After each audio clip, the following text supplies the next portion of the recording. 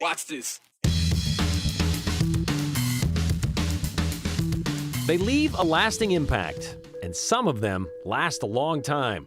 We're talking about Idaho's trailblazing women, and today, one of them turns 105. And she took the time to reflect on what she did and didn't do as one of Idaho's early pilots. Another group of pilots and soldiers are preparing for worst-case scenarios halfway around the globe. We caught up with a few of the hundreds of Idaho's National Guard as they prepared to be deployed once again. Disaster did strike in Idaho 47 years ago today. It wasn't a natural one, but determined to be man-made. We're going to look back at the collapse of the Teton Dam.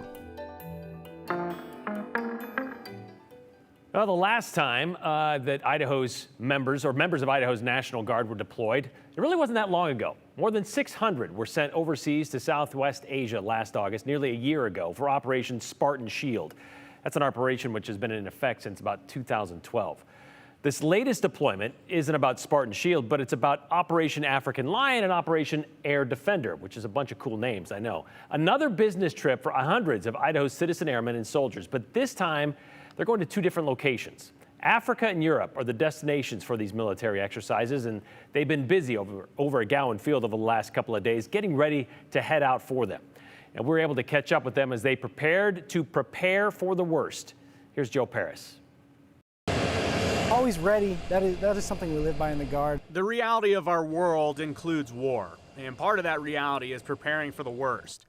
Hundreds of citizen soldiers and airmen from Idaho are now headed out to take on the task. This is my first time being overseas. Allison Ukich has been in her role for almost 3 years. Out at Gowan Field, a security forces member, defender is what we're called. The defenders are headed to a world away, Africa and Europe, for military exercises. I'm looking forward to just experiencing another culture, and not just in a civilian way. We'll be able to, get out and see the country, see the area, but also in a military way, just seeing how other countries operate and seeing how we can work closely together and do great things, honestly.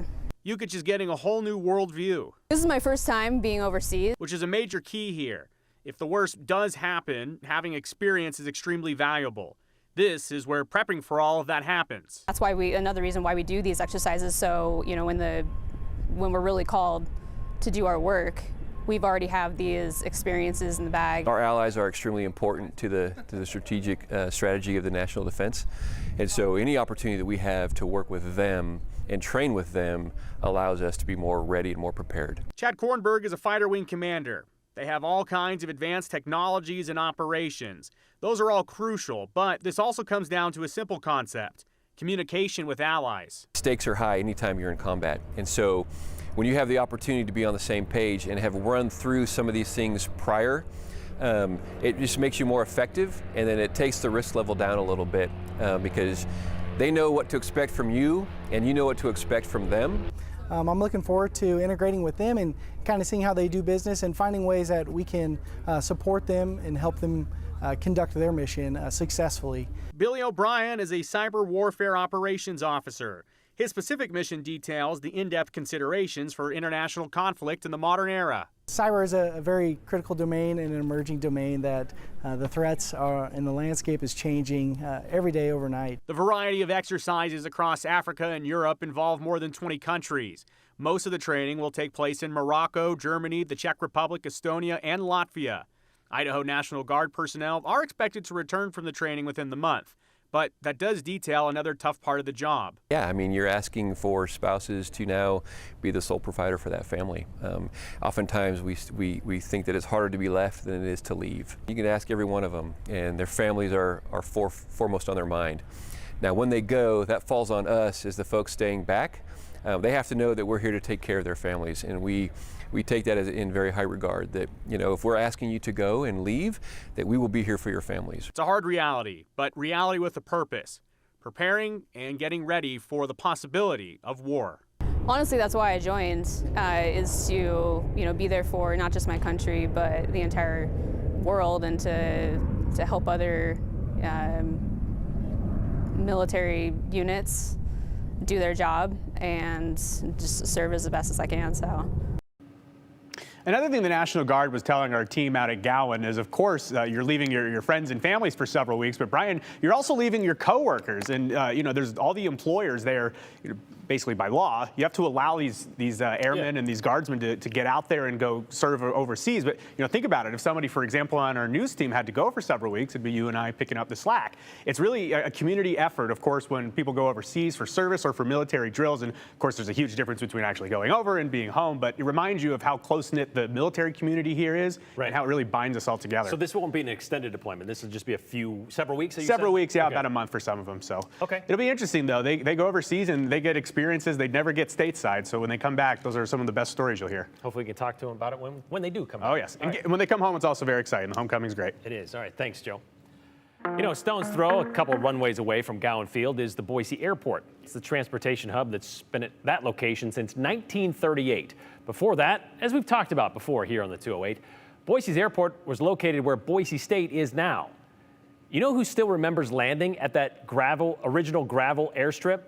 Someone who is celebrating her birthday today and who 24 years ago was honored with an induction into Idaho's Aviation Hall of Fame, class of 1999, Elaine McCallie. And this is her picture located near the baggage claim at the Boise Airport, as well as a few other airports, apparently, according to Nancy, who texted us this morning, who also let us know today Elaine turns 105. By blowing right by the century mark, that isn't the only claim to fame for Elaine. Becoming one of the first 4 women in the Gem State to get a pilot's license wasn't even the only ground broken by Elaine in her brief career as a pilot. It says why she is known for her, what she's done on her Aviation Hall of Fame plaque, if you ever see it.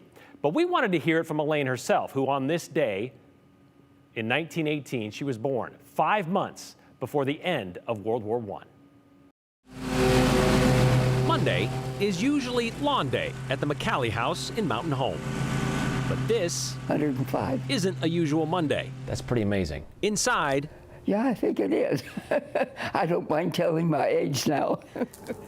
Nothing much, just Elaine McCallie pictures. doesn't mind showing off her scrapbook either. That's me with my friend. We used to fly together quite a bit. A tremendous tome which holds the memories of just a few of her 105 years. We had chevrons here to tell us whether we had a radio license or not. Flying first found its way into Elaine's world nearly a century ago. I'd been wanting to fly since I was a child. Growing up in Gooding, she convinced her parents to take her to the airport. I had my first airplane ride when I was a sophomore in high school. It was in an autogyro. What's that? Well, it's like an airplane, but with rotor blades on top. She was hooked and soon started lessons until she got a job with the Office of Employment Security. And then I went to Boise in 1938, and my first paycheck, I headed for the airport. $5 of Elaine's weekly paycheck went toward weekend lessons at Boise's Booth Field. Within a year, Elaine had earned her license. My mother was my first passenger after I got my private pilot's license. So I took off, and after we got up and kind of circled, she says, "Can't we just turn around and land?" She was hanging on. Elaine wasn't the only woman either. I think there were about 6 or 8 of us there, and we kind of had our own little group, and we had a Northwest Pilots Association women. They would just fly for fun, she says. Breakfast in Ontario, sightseeing in Hell's Canyon. The feeling of freedom and being up there, flying around, it's a special feeling. I didn't plan on making a living of it ever. No, I didn't. I just wanted to fly. Then, in April 1940, Elaine made another maiden voyage, becoming the first woman in Idaho Has commercial pilot's license. to get a commercial pilot's license. The first one. That's what they told me, so I don't know. I guess I did.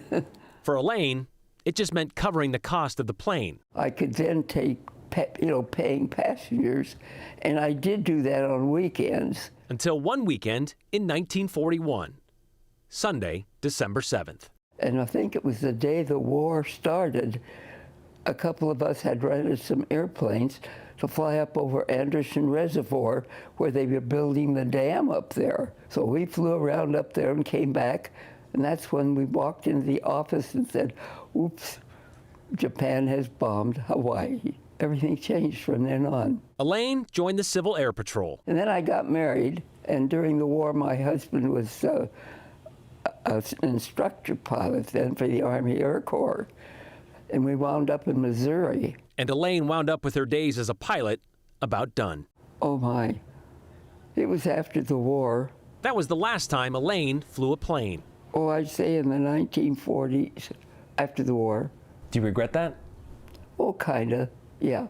All these years later, those memories still feel like they were yesterday. How often do you think about those days and flying, Often, even after all these years? yep. Which is why Elaine still loves talking about those years after living 105 of them. Well, I've had, the desire to do it over all these years. I still dream about it. Okay, so just because she hasn't piloted a plane by herself in more than 70 years doesn't mean Elaine hasn't flown. In fact, Nancy's husband, the woman who texted us this morning, her husband, Skip, he is a pilot. And he plans to take Elaine for a flight in his Cessna in a couple of days, something he's been doing for Elaine for several years around her birthday. Elaine had a party this past weekend with nearly 36 family and friends, including her great-grandkids, showing up from all over to celebrate her 105th. Today was such a busy day for Elaine. She had to miss her trip to the gym, which she visits 3 times a week, by the way. Oh, how does she get there, you ask? Of course, she drives herself, having had her driver's license renewed 2 years ago at 103.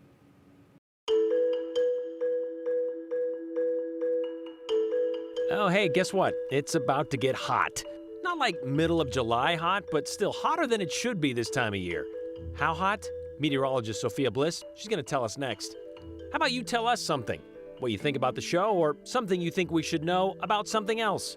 Send us a text, 208-321-5614. Just make sure your message includes your name and the hashtag the 208. Oh, and keep it clean, concise, and clever. That way we might be able to share it at the end of the show.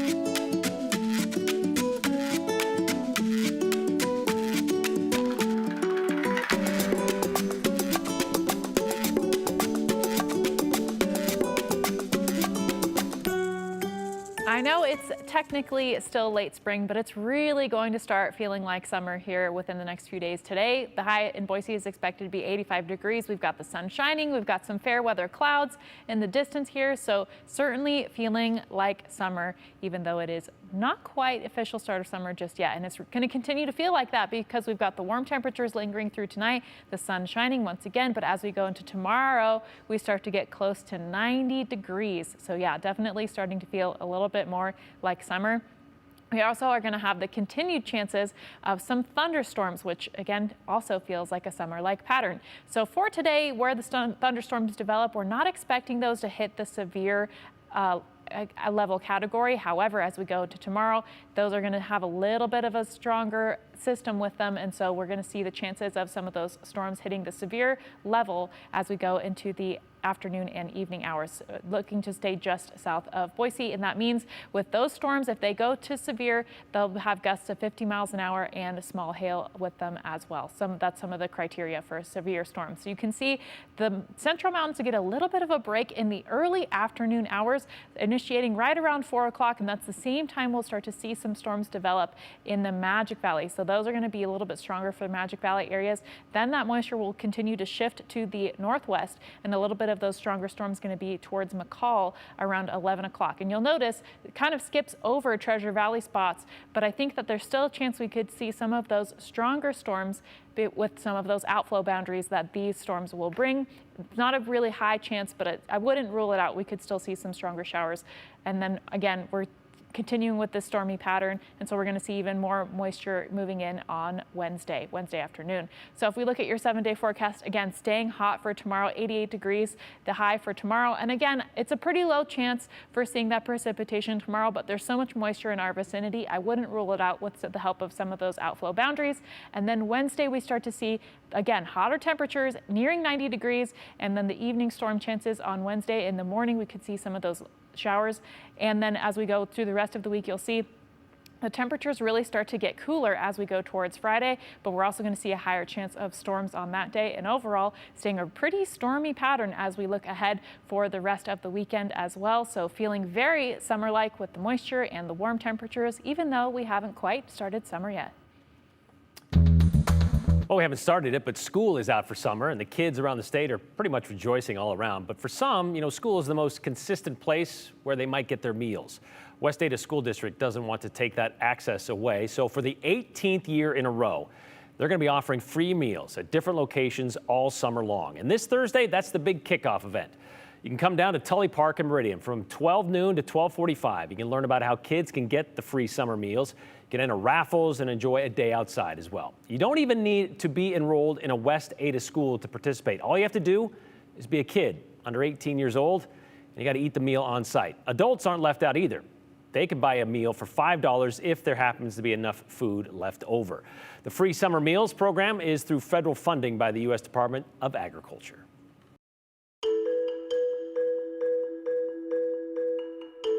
On this day, 47 years ago, disaster struck in eastern Idaho, taking lives, livestock, and damaging miles of land. We're going to revisit the story of the Teton Dam collapse. And this is the time to text us. Do it right now if you have any questions, comments, or concerns. There's the number. It's on your screen, 208-321-5614. Don't forget your name and the hashtag, the 208. And if you keep it nice and neat, then we'll be more likely to share it at the end of the show. Or maybe we'll just set it aside for later and save it for another show.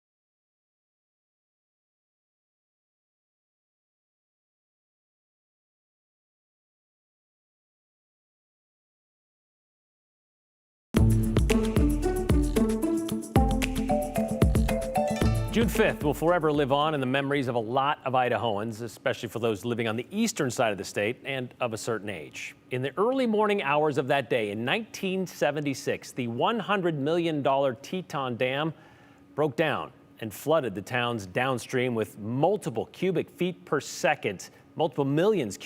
second of water.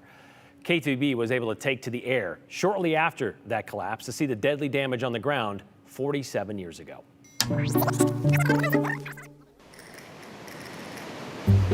It took almost 4 years to build. The water that cascaded down through there was unbelievable. And mere hours to collapse. About 300 feet of water in depth at that time, more than 300 feet. And it began to come through. I think at first it came through about a 60-foot wall, then 100 feet. And finally the whole dam on the north side gave way. And it's a scene that it just took your breath, and you wondered what's going to happen downstream. What happened downstream was a wall of water that left the collapsed Teton Dam at 1 million cubic feet per second, hitting some places at least 30 feet high. By 8 p.m., the flow of water had nearly stabilized, but not before essentially destroying the communities of Rexburg and Sugar City. In the end, 11 people were killed, along with scores of livestock. It caused more than $400 million in property damage. Damages and death that could have been prevented. From 1972 to 1975, crews built the earthen Teton Dam 12 miles northeast of Rexburg in eastern Idaho. At 305 feet high, the reservoir it would create was supposed to provide flood control, hydropower, and supplemental irrigation water for more than 111,000 acres of farmland in the upper Snake River Valley. Finally finished, they began to fill it, a foot at a time in the fall of 1975. The following spring runoff doubled that rate, eventually rising to 4 feet a day. By early June, inspection crews found a couple of weak spots in the dam where water was seeping through. But as the water kept rising behind it, those spots were considered minor. That is, until 11:52 a.m., June 5th. Put my son and my daughter in the car. They were 8 and 10, and we drove to Rexburg. We had 20 minutes warning, and my daughter looked in the rearview mirror, and she says, "Mother, look out the rearview mirror. You can see the water going across the road." The collapse flooded 300 square miles. Homes and cars were carried away by the floodwaters, leaving 2/3 of Rexburg residents homeless. The water took 3 days to reach American Falls, some 70 miles away, where it stopped because of another dam already in place. Investigators later determined that the collapse was due to a series of design and construction flaws. Human error. Today, the spillway and the unmoved mound of dirt remain, a reminder of water's power and the tragic events of 45 years ago. Well, 47 years ago, actually. The remains, as you can see by those pictures, they're still there of that collapse, and there has been no attempt to rebuild the Teton Dam. After the collapse, the U.S. Bureau of Reclamation instituted the Dam Safety Program, which is now used as a worldwide standard for every new earthen dam built. The federal government paid out hundreds of millions of dollars in damage claims.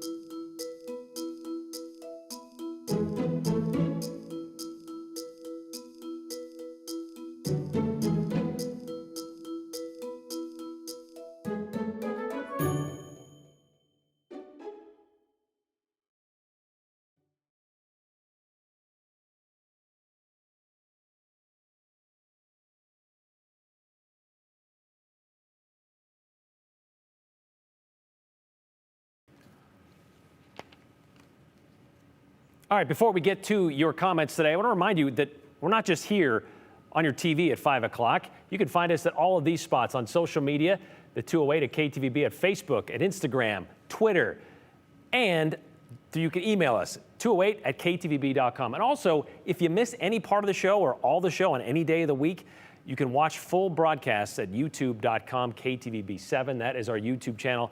All of our 208 shows are put there, and you can watch them. I don't know, you get home at 9 o'clock at night, want to check it out?